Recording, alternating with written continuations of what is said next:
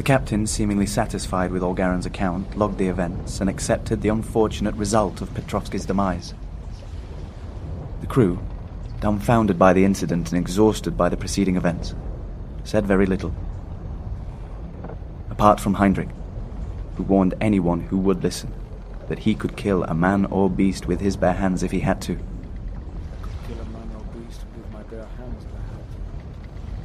This they all knew to be true.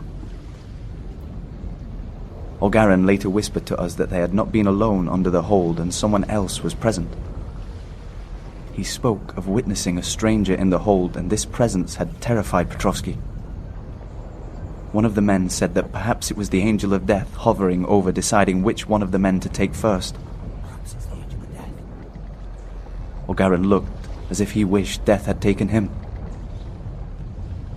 I heard the captain later address the first mate, saying that Olgaren had found himself in a severe situation and that he hoped, with time, we would all put the unfortunate events behind us.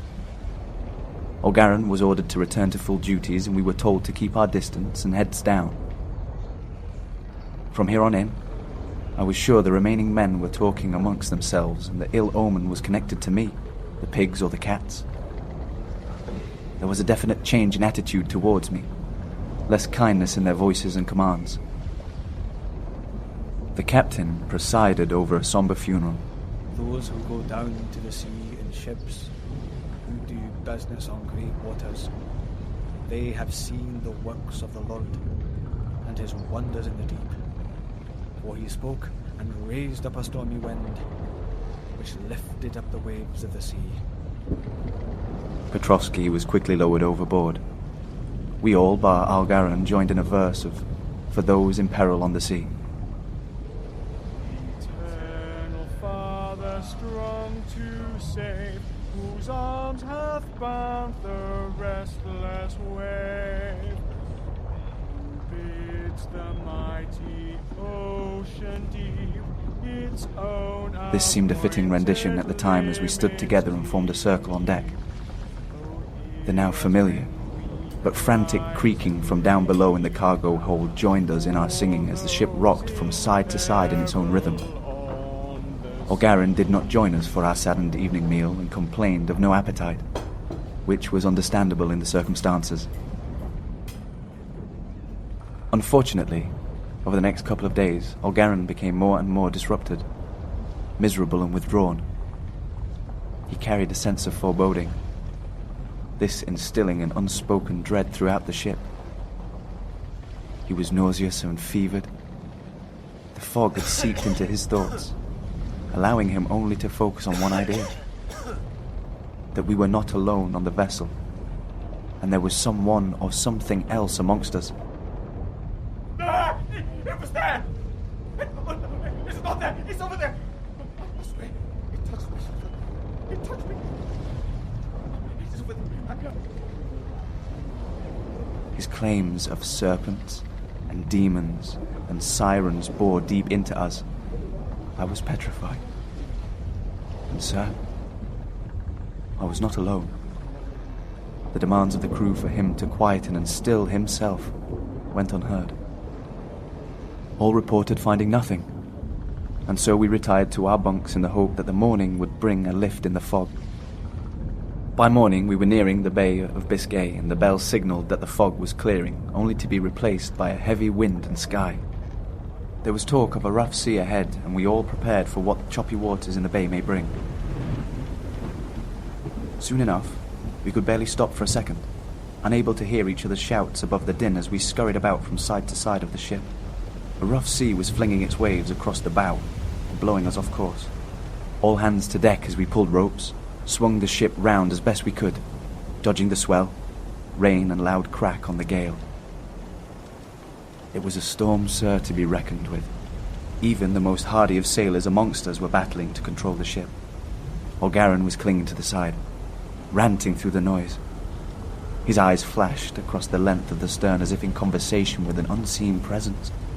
The thunderous sky had darkened the boat, and all the lamps were lit, even though it was barely noon. Enormous cracks and clattering had unsettled the animals, and they were in a state of panic below deck, crashing into their cages, squawking and screeching as their panic rose. The more the storm intensified, so did Argaren's mood.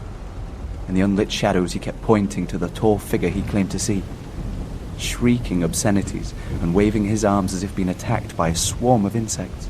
Ah! It was there! It's not there! It's over there! He touched me! Get it off me! Nobody could restrain him, as we all had to occupy ourselves with keeping afloat, afraid that the ship would be rolled by one of the huge waves that were crashing into the stern and over the mast. I was praying out loud, asking Jesus to spare us in that terrible moment. I saw Argaren rush to the side. I couldn't tell if the wind had propelled him or he had run across to the edge. It all happened so quickly. In a flash he was gone, and as I screamed, "Man overboard!" hoping that someone would hear me above the gale. I was pointing as the captain dashed over to where I last saw Argaren. Lots of frantic shouting followed, but nobody could see him, for he was forever lost to the sea. Another of our crew departed. We later found out that the livestock had also perished during the storm. Each of the hens and the 2 pigs must have left their pens. Either the doors had blown open, or, in the force of the panic, they had charged the doors. The animals, including the ship's cat, and it appears the resident rats, were all gone, leaving no trace apart from blood that had seeped into the wooden boards. I was sent to scrub the boards clean, which I tried, relieved at the chance to be away from the discussion as to what had happened during that storm, but concerned at the men's talk of omens, with only me left from the pigs and cats. The remaining crew were in a mixture of panic, anger, and extreme forlorn, consoling themselves with rum, tobacco, and silent prayer, speaking of taking matters into their own hands. An unsettled mood covered us all. The captain told me to keep within sight of him at all times and not to stray too far. I did as I was told and stayed silent, while responding to tasks that were asked of me from the men who had barely spoken to me at all. We lost 5 more men in as many days. The full story of how, I cannot even tell. I witnessed the agitation, the fevers, and what I could only now recall as insanity of each one of the crew. Something had ripped through the ship, taking each man with its own path. I remember the stench that came up from the cargo hold. It snaked through the air and filled your nostrils with a vile and pungent stink. I can still recall the smell to this day, not of earth as the content suggests, but of decay, putrefaction, like gangrene, a stink I will never forget. And the scratching. Even though all vermin had gone, the scratching and clanking would go on and on all night. There were so few of us. Now we could barely find time to rest through the unsettling task of keeping the ship moving ahead. In a rare moment of peace, the captain gave me a talisman. He told me to wear it day and night to ward off evil spirits that may have boarded in the fog. I wore the talisman, believing it could do no more harm than anything else on the Demeter. I took to holding it afore asleep in a desperate hope that it might warrant some protection. The captain armed himself with a pistol and a knife, which he wore in a small scabbard underneath his coat. He showed it to me without any explanation as we walked through the dark of the hold to fill the lamps with the last of the whale oil. He had insisted on burning lamps throughout the night, across all parts of the ship, for fear of what we couldn't see should the darkness be unleashed. Stocks were extremely low, and would not have lasted the remainder of the voyage. This I tried to push to the back of my mind. At midnight, on the 2nd of August, we entered the Northern Sea through North Foreland. Now there is but only me, the captain, and the first mate, Heinrich, left aboard. Yesterday, at daybreak, we lost Nazir, weakened by the sickness and the madness every other crew member had experienced. He fell the 14 wooden steps from deck to hold. The blood source had left his body and just an empty shell remained. His flesh covered in ulcers, weeping sores and patches of dried skin. There were now just 2 men left to dispatch Nazir's corpse, which I had to observe closely in order to learn should any of the 2 remaining crew be lost. The captain read his customary passages from the Bible, and it was left to us remaining to sing a solemn hymn. The captain barely spoke. No words left for him. The mate confined himself to duties, both men isolated in their grief, misery and fear. All camaraderie long gone. He asked me why I thought I had been spared when so many others were gone. I had no answers. We were floating slowly and aimlessly on a calm tide. Not enough men to fulfill the duties needed to keep her running. Engines idle, and the coal needed to stoke the engines unshoveled. Whilst the ship was near empty, claustrophobia was unbearable. The 2 men could barely look at each other, and avoided eye contact with me as much as they could, barking orders from a distance as to what they needed tending to, and what be left untouched. We hadn't seen another ship in so long. Isolated and empty, we limped up the coast towards Whitby, where the boxes we carried were destined. The paperwork addressed to a solicitor in the town, the journey's end being the only stability that remained after all the madness and horror we had endured. The why soil taken from the mouth of the Danube could be destined for Whitby, no one had fathomed. First Mate Heinrich was now of an overwhelming opinion that there was something sailing with us. I suspected he too was not of sound mind, and the fever that had taken the other men was now taking him. He seemed to occupy a strange world, in between life and death. Previously, having shown unshifting loyalty to both his captain and the ship, he was now surly and vicious. Then, Mr. Stoker, as dusk finally came down, we gently rolled further on the breezeless sea, all calm and quiet save for the signalling on the shore for us to reduce sail.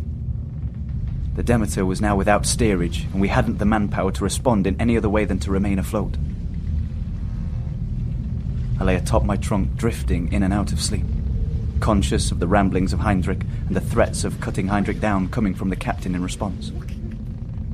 Too exhausted to fully wake, and with a sense of this being a norm aboard the ship, I kept my eyes shut from the redness of the sunset over West Way and drifted in and out for an hour or so. I was woken by the convulsive fury of the waves as they spilled over the deck, sea roaring and beating, devilishly drumming over the wood of the ship's carcass, the wind a thunderous roar, forcing me to cling onto the sides of the sea chest in case I be hurled across the deck like a small bird. I was cold, chilled from the fog and spray spewing over the sides. Heinrich was nowhere to be seen through the monstrosity of the storm. The captain stood at the wheel, clinging on for dear life. He was yelling at me to help him tie himself to the wheel, should he not be thrown too far from the steerage of the vessel, as we risked being cast into the rocks. I did as he asked, fastening him securely to the wheel to my level best and making sure he was sturdy enough to withstand whatever the storm threw at him. He beckoned me to fetch his pistol from his coat, should the clammy hands of death reach out for him. I willingly obliged. I also gave him a crucifix, even though he was shouting that God had forsaken us and we were being taken into doom.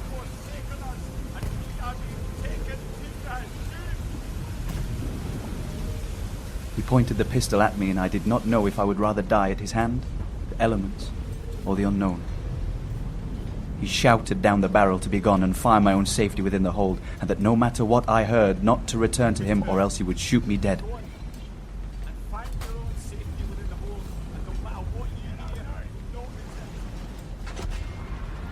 And believe me, sir, at that moment, I did not doubt his claims.